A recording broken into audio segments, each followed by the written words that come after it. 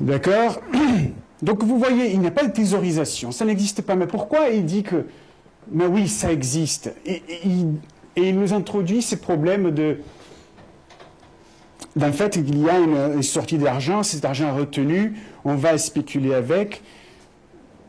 Ça ne colle pas avec la réalité. Il parlait souvent des spéculations dans les marchés obligataires. Mais le gros des spéculations dans son temps, c'était dans les marchés d'actions et les marchés immobiliers. Alors, et cette spéculation, c'était une spéculation, bullish speculation. C'est-à-dire, on achetait beaucoup de ces biens-là. On ne gardait pas l'argent pour attendre une baisse des prix. Ce n'était pas une bearish speculation. D'accord? Donc, de quoi il parle? Et en plus, autre chose, si la consommation dépend du revenu, mais il faut mettre de l'argent. Alors, il parle des multiplicateurs, non? Il y a un multiplicateur des investissements.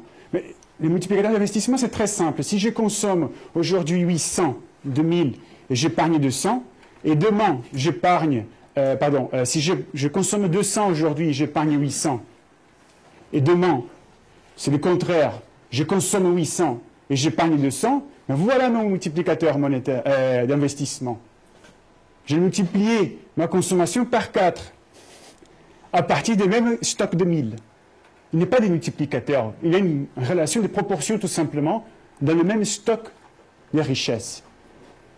Mais pourquoi il parle? Mais pourquoi? Donc, est-ce qu'il y a vraiment un paradoxe de l'épargne? Non, il n'y a pas. Ça n'existe pas. En plus, il sait très bien, pour augmenter les revenus, il faut qu'il y ait des injections, il dit. Investissement, ou alors dépenses publiques, ou alors plus exportations. Pour les exportations, il n'était pas très tenté par les exportations parce qu'en réalité, en fin de compte, il était pour l'équilibre des balances commerciales. Même s'il essaye de mettre les mercantilistes à jour, c'est vrai. Mais il met l'accent sur ces deux points-là. Et comment il va faire pour mettre plus d'investissement s'il n'a pas plus d'épargne? Parce que l'épargne qu'on fait au moment zéro et qui va arriver plus tard seulement, donc elle est limitée. Comment on va faire? Et comment vous pensez? Injection monétaire, c'est simple. C'est justement son dernier chapitre qui va couronner sa théorie générale. On va produire des moyens fiduciaires, de la fausse monnaie, si vous voulez. Et c'est cette monnaie qui va considérer aussi comme une épargne aussi légitime qu'une épargne réelle. Le fait de ne pas consommer et dédier les ressources à l'investissement. Pour lui, c'est pareil. Les deux choses. Un moyen fiduciaire est égal à une épargne réelle. Et c'est là qu'on va voir, donc évidemment, son système va bénéficier des investissements, mais des dépenses en investissement. Pourquoi? Parce que justement, c'est ce que le professeur Husman avait dit, on va dévaluer en termes réels le pouvoir d'achat des travailleurs. Il y aura donc un décalage entre salaires nominaux et salaires réels. Théoriquement, selon Keynes, les travailleurs ne regardent que les salaires monétaires, nominaux. Et donc, pour les entreprises, ça va leur bénéficier aussi. Pourquoi?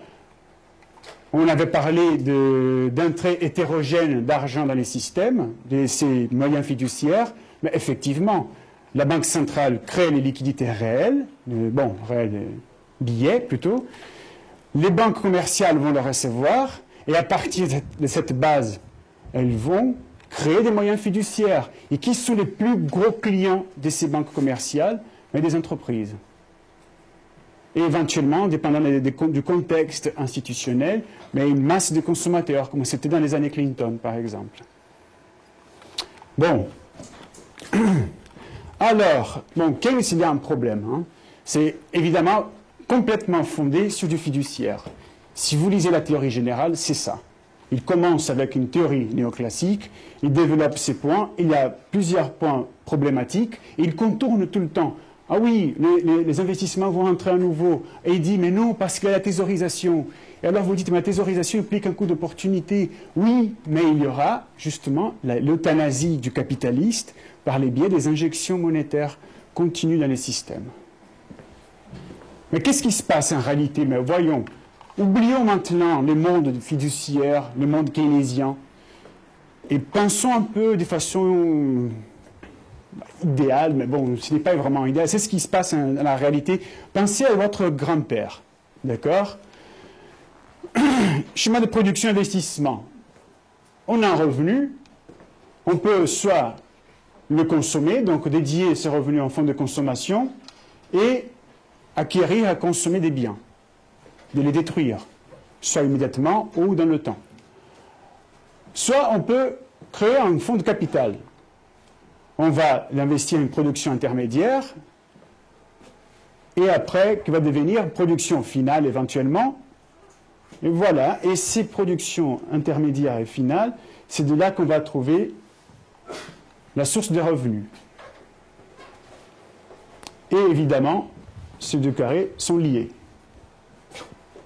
On acquiert et on consomme ce qu'on produit. Évidemment, le capital peut entrer d'abord par ici ou par là, peu importe. En fin de compte, c'est le même résultat. D'accord? Qu'est-ce que c'est l'épargne? Mais c'est cette déviation-là. Ça, c'est l'épargne. C'est pour ça que, pour les Autrichiens, les néoclassiques marginalistes, épargne est toujours égale à investissement. Et même si vous allez investir dans la thésaurisation temporaire, ça reste un investissement, il y a une productivité de valeur quand même. Parce qu'on garde justement pour que ça gagne une valeur dans le futur. Productivité d'utilité est toujours là. Alors, vous pouvez vous poser la question, oui, mais comment est-ce possible que quelque chose dérivé du revenu puisse être justement la source de ce revenu-là? Et je vous rappelle, qu'est-ce qu'est l'épargne? C'est tout. Le problème, la question, c'est que peut-être il faut penser, c'est dans la taille de ces carreaux-là dans la vie réelle. Et ces carrés-là, dans la vie réelle, ils sont grands comme ça. Et le revenu est beaucoup plus petit. Ce sont les épargnes des papis, des mamies, des papis, de mamies, des papis, de mamies, et ainsi de suite, qui ont fait possible que ces deux carrés soient disponibles aujourd'hui et pour nous donner le revenu que nous avons aujourd'hui. Je vais vous donner un exemple simple. Bon, ça va vous faire peur, mais bon, c'est simple. Supposons que j'ai 370 000 euros disponibles. Je les ai épargnés. Et je vais les investir dans la production de pain, de baguettes. D'accord? Donc on avait cité Riesman aujourd'hui, George Riesman. Justement, moi j'ai créé un exemple fondé sur son exemple de productivité dans le temps. Production dans le temps. Alors vous l'avez ici. Mon exemple, en plus, il est meilleur. Parce que j'inclus la quantité d'investissement et les revenus à chaque étape. Je peux même expliquer si on aura une intégration verticale ou non dans la production. Mais bon, on va voir ça si on a du temps. Alors, qu'est-ce qui se passe? J'ai 370 000 euros. J'ai un champ de blé 100 hectares. D'accord? 1 hectare, c'est un champ de foot. J'investis 50 000 pour le préparer. D'accord? Si je veux le vendre à la fin de la période, de l'étape de production, il vaudra 70 000. Si je veux produire la farine après, il faut que j'attende la deuxième période et je vais convertir mon blé en 500 tonnes de farine grâce à un investissement additionnel de 60 000 euros, alors qu'il me donnera un revenu de 160 000 euros à la fin de la période. Vous voyez, si vous faites les calculs après, je vais vous montrer après avec des chiffres, c'est plus intéressant de continuer parce que le revenu ici, la rentabilité est plus élevée si j'arrive jusqu'à la deuxième période. D'accord? Ça aussi justifie une verticalisation. Après, je vois donc que je veux produire mon pain, 2 500 000 baguettes, investissement de 5 000 euros, revenu de 315 000 euros à la fin de la période. Alors, ok, 315 000 euros. Pourquoi j'ai additionné aussi ces deux étapes productives, champ de blé, farine, après champ de blé à nouveau? Parce que je veux que ma production soit continue, qu'elle continue toujours dans le temps. Et donc, je dois toujours préparer mon terrain, je dois toujours après aller convertir le blé en farine, et à nouveau planter mon blé, et ainsi de suite. Autrement dit, je dois être capable de maintenir cette structure productive en place pour le reste de ma vie. C'est pas facile la vie des papis et de mamie. Hein. Il faut épargner pour pouvoir mettre en place cette structure-là. Ça va me prendre 3 périodes pour le faire. Et franchement, je ne gagne rien encore à la 3e période interminette, parce que oui, j'ai un revenu de 315 000, mais si je veux encore le maintenir en place, cette structure-là, ben, il faut que j'épargne 210 000 euros. 50 plus 60 plus 5 000. Tout le temps, pour le reste de ma vie. J'aurai donc un revenu net par période de 105 000 euros. 110 000, pardon. 105, oui, 110 000. Et, ouais, c'est 315 et 100, oui, 105, ouais. 105 000. 105 000 euros. Donc, je vais payer donc, mon investissement, vous voyez. Là, je fais tout le calcul pour vous. Épargne initiale, 370 000 euros. Épargne brute nécessaire pour maintenir la structure de capital installée, 210 000 euros. Dans l'économie réelle, on parlera des dépréciations du capital, etc. Le payback, la période de remboursement, 6,52 périodes. Après 6 périodes et demie, j'ai payé mon investissement et après, j'ai que du profit pour moi. Mais vous voyez, ça prend du temps. Épargner, installer la capacité productive, ça prend du temps.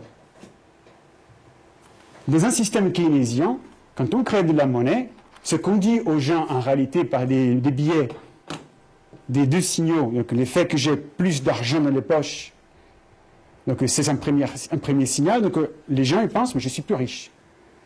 Donc on peut peut-être consommer plus et investir plus immédiatement. Ben oui, mais consommer quoi? C'est pour ça qu'on parle de dépenses. On va dépenser plus. On va dépenser plus en consommation et en investissement. Mais est-ce qu'on pourra vraiment consommer plus? Ben, si vous êtes capable de produire une voiture dans 10 secondes, peut-être, hein, mais sinon, il faut attendre un peu. Il y a un décalage entre l'économie réelle et l'économie monétaire. Hein. Et voilà, c'est ça tout le problème de l'économie keynésienne, c'est que les keynésiens ne voient pas, les monétaristes non plus. Parce que les monétaristes ne sont rien d'autre qu'une dérivation plus capitaliste, disons, de tout cela. Nous devons atteindre 6 périodes et demie. Le taux de rendement brut par période, donc j'ai mis ça, c'est par période, c'est 50%. Taux de rendement par étape, j'ai mis donc, pour justifier la verticalisation, c'est 40, 45, 50. Je préfère continuer jusqu'à la fin. Si ce n'était pas le cas, si un ouvrier à moi arrive à transformer le blé en farine avec un rendement, lui à 100%, et à m'offrir un prix plus bas, donc dans ces cas-là, je vais en fait, comment ça s'appelle en français, outsourcing, externaliser ces services-là. Donc je me concentre tout simplement à planter le blé et après à racheter la farine et à produire le pain.